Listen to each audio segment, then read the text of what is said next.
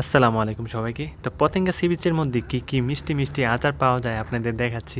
অল্প দামে এই মিষ্টি আচারগুলো শুধুমাত্র পতেঙ্গা সি বিচ আর কক্সবাজারে পাওয়া যায়। মূলত এখানে মিষ্টি আচার, বিশেষ করে বরই, তারপর তেঁতুলও আছে, টক জাতীয় আচারও আছে, সব ধরনের আচার এখানে পাওয়া যাবে।